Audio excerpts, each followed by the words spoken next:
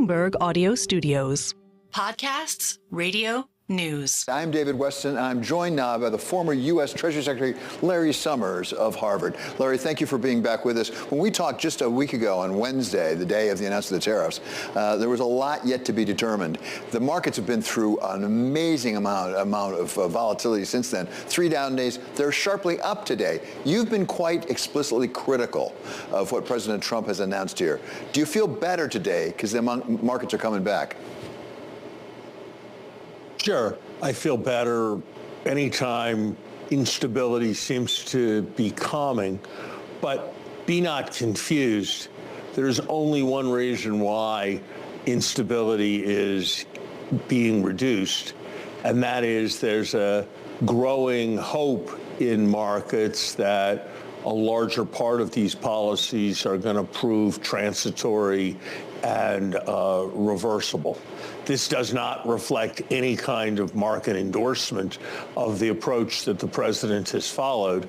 Rather, it reflects a judgment that the president might recognize the reality that markets are telling him about, that many of his advisors are telling him about, that corporate CEOs across the country are articulating, that this kind of wholesale tariff policy is simply bad for economic performance. We're seeing some signs that the administration may recognize that. We're seeing signs, but do we have a better sense of the goals in the process today than we got from the Rose Garden last Wednesday? I don't think so. I think this is fundamentally a improvisational effort. You could tell that when you knew that there was a policy based on tariff reciprocity that didn't use any data on the tariffs of other countries in figuring out how to reciprocate. You could tell that from the blatant contradictions between what Presidential Advisor Navarro was saying and Presidential Advisor Treasury Secretary Scott Bessent was saying.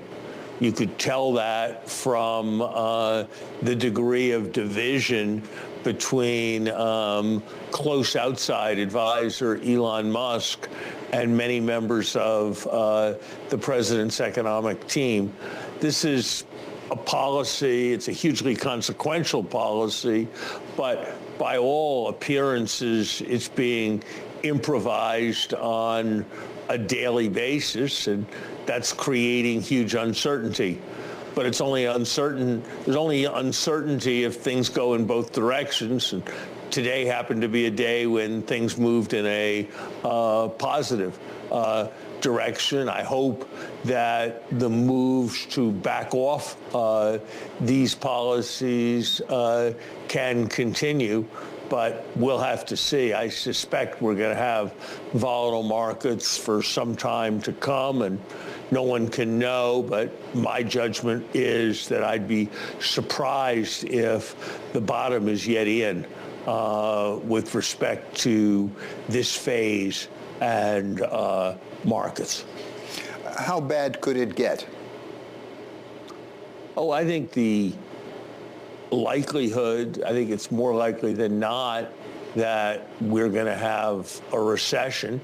And in the context of a recession, we'll see an extra 2 million people be unemployed. We'll see losses in household income that are $5,000 a family or more. We're very likely in the context of a recession to see markets reach levels significantly below their current levels. So I think we could be looking for fairly serious economic problems, and I think it will cast a shadow forward because if we have a recession, the budget deficit will go up, the accumulated debt that we have to deal with will go up, there'll be financial distress that will affect higher risk companies and also higher risk countries in the global economy. But David, there's a a central thing to understand about this moment of economic and financial difficulty.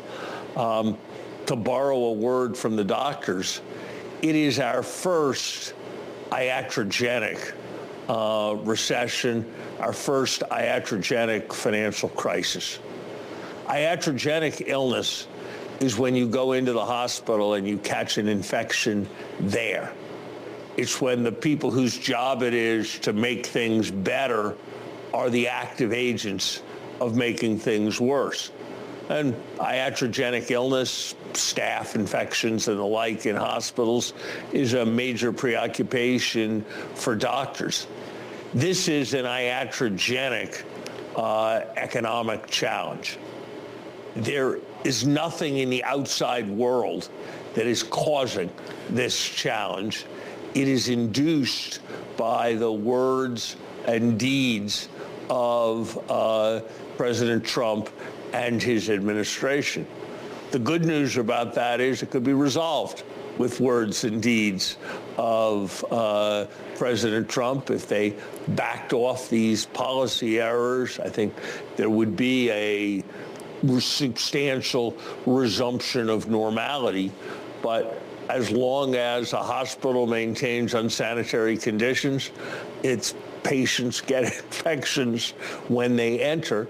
And as long as these policies are being pursued, we're going to see substantial volatility in markets, substantial recession risk, substantial damage to middle-class families.